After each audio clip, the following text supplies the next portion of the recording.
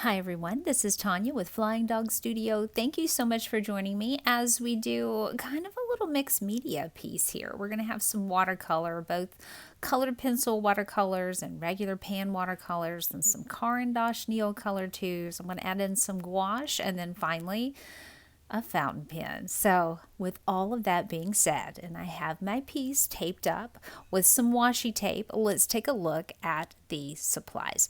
These are my Winsor & Newton watercolors, and I'll have all of this listed down below for you. These are the brushes we're going to be using. And we're starting off with Royal and Langnickel. I really like that brush because it holds a lot of water. It's a size 8 round. And these blue handle brushes are the Winsor & Newton Cotman series. And that Royal and Langnickel is their Zen series, by the way. So I have several sizes on those. These are the colored pencils from Winsor & Newton. I love these, actually. I think they're my favorite. And then I have my Caran d'Ache to the side. Of course, I have water, and then I have that microfiber cloth. And like I said, we're going to start with this brush because it holds more water than the Winsor & Newton brushes do. So this is not a complete Winsor & Newton fan club art thing going here. I'm actually using some other materials as well. And let's also talk about the reference. And there it is in the upper left-hand corner. I will have this on my blog for you, so you don't have to tell me you want it. It will be there if you want to paint along or make your own art with it. And let's talk about how we're starting this piece. Now you'll notice that I used that Royal and Langnickel brush because, as I said, it holds a lot of water, and I wanted to do wet on wet, so I've kind of loosely placed where I want these little flowers to be, and I'm dropping in that yellow. And if you're new to the video, welcome. I'm so happy that you're here. And I will have the colors up on the screen for you. I'll do a little talking about what I'm doing, and then I'll be quiet for a little bit. And if you caught my last video, I don't know if you guys did or not. This is for all of you, and those of you that come all the time, welcome back. But if you caught my last video of the acrylic painting, I didn't have music. We've talked about that on here. I had sounds from my studio window. I just let it record there, and I put it on top. Let me know if you liked that. I'm going to do that in this video as well. So let me know if you like that kind of sounds, if you'd like some with music, or if you just want dead silence. I don't like dead silence myself, but if you do, let me know, because I mean, you're the ones watching it. I'm not watching my own videos. So let me know what you think about the audio in this video. I'm going to keep dropping in these colors, and then I'm going to let it dry once I get it all kind of loosely done together. And mainly the yellow flowers did I do wet on wet. Everything else, I'm going to make sure I have a lot of water in my brush, and I'm going to kind of move all over the paper and drop in the colors from the various little flowers. I wish I could tell you what these flowers are. Had a lot of botany in school, but I don't really remember all of my flower names. My husband could probably tell you. He's the one with the green thumb. I'm the one with the brown thumb. I kill everything. So thankfully he can grow flowers, and I can take pictures and paint them and put them out there for you guys. So here's a little bit more water on here. I did put a little wet on the paper, but there will be times I'm just going to be adding on the color and not really adding the water down first. So some of it's going to be wet on wet, some of it's going to be wet on dry. If I want to control where it's going and I don't want it to run into something else that might be wet, then I'm not going to wet the paper next to it. So I'm being very careful around those little yellow flowers. Other areas, I kind of want it to blend together. But as you can see, these little blue brushes, they just don't hold as much water as those Royal and Langnickel, but I do love these for precise painting. And if you watch me on here, you know I like precise painting. So I'm going to be quiet for a little bit and let you enjoy the sounds from my studio window. You might hear a red-shouldered hawk that has moved into the neighborhood. Also, a crazy woodpecker that pecks on metal instead of wood. There may be a little traffic sound. We do live next to a road, but we are pretty rural, so there's not a lot of traffic sounds. But enjoy that, and I'll hop back on in a minute once all of this has been painted and dried, and we'll talk again.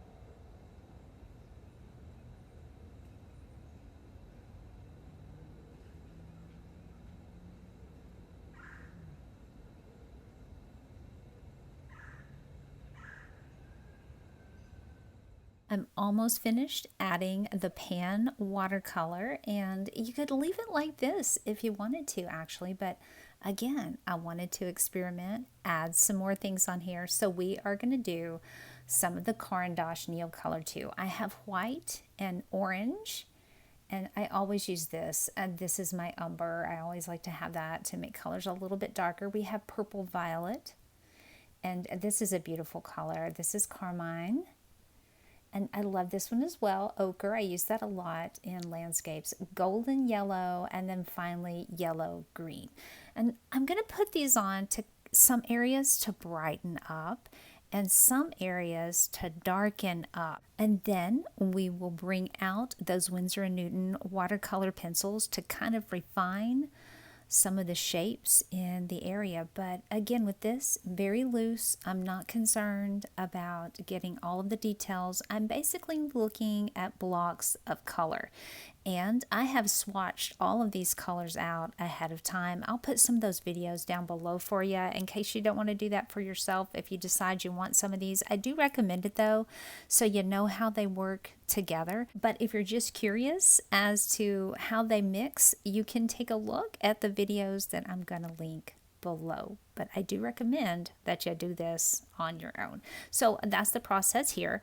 As you can see, I can color right on top of the watercolor that's there, and because this is also a water medium, once I activate it, it's going to blend right in and just add to the piece. Now when I am activating these with water, I will have to use a little bit of a scrubbing motion to get everything to activate and not ride right on top of the surface of the paper, because it's watercolor paper and they're going to travel, as I used to tell my students, they're going to travel on the hills, not the valleys. So when we activate it, we want to make sure we use enough water, not too much, but enough to get it activated, and a little scrubbing motion will take it right down into the valleys and fill in all the color. And here we go on that. You can see I'm moving in a circular motion, and I have chosen the Winsor & Newton brush because it doesn't hold as much water. It allows me to control it a bit more.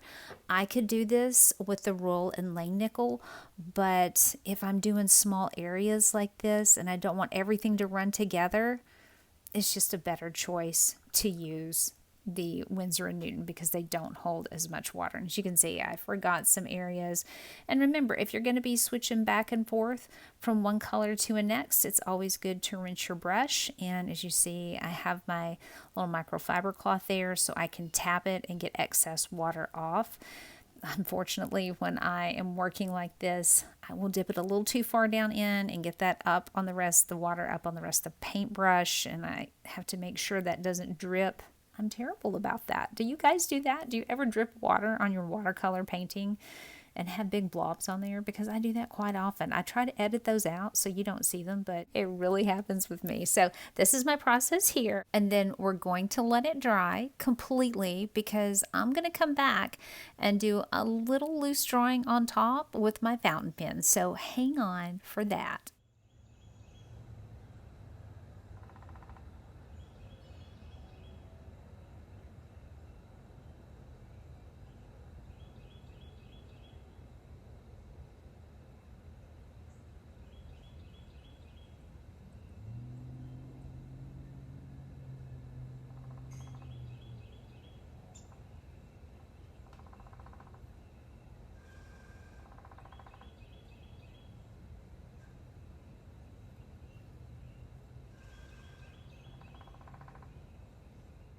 And with the magic of YouTube, this piece is completely dry, and I'm going to be using the Pilot Falcon. I like this pen. If you've not seen me use this before, I like to use this when I do Beatrix Potter work because it has a flexible nib. It allows me to get thick and thin lines. On this, however, I'm not so concerned if they're thick or thin.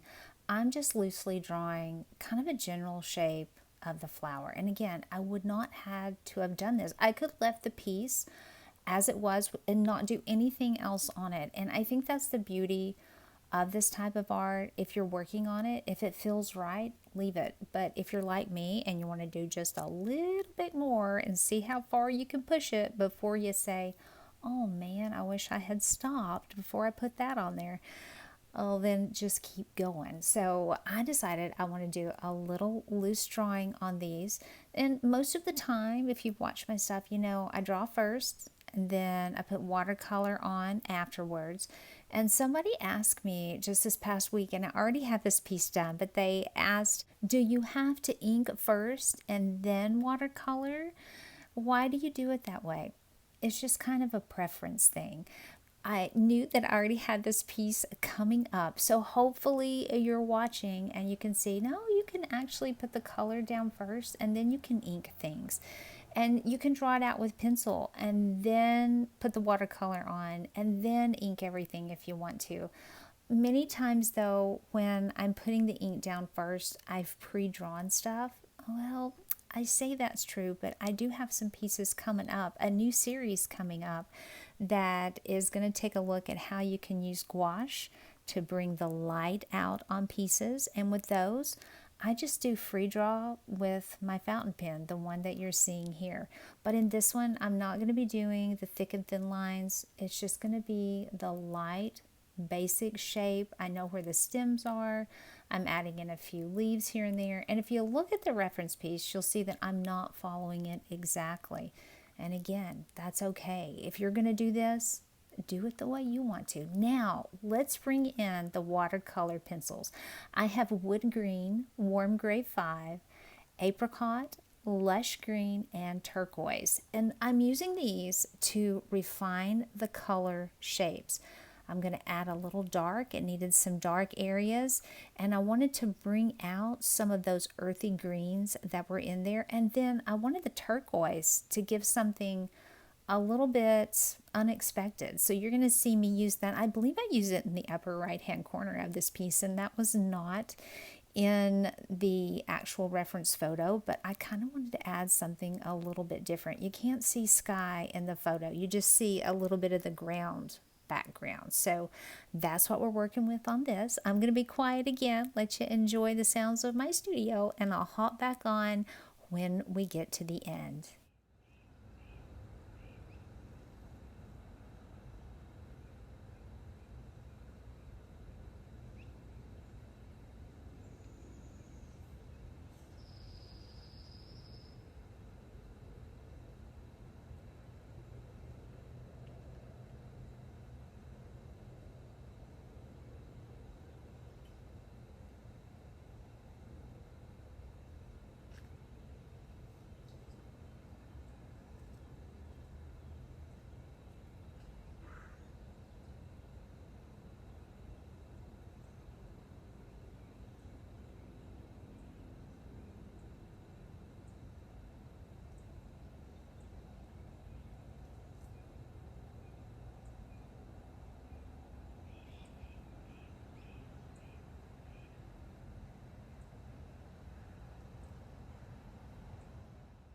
All of those watercolor pencils are on and we are activating it, as you can see, and I'm brushing the gnat out of the way. Just ignore the gnats in my video. It's just what comes with the South.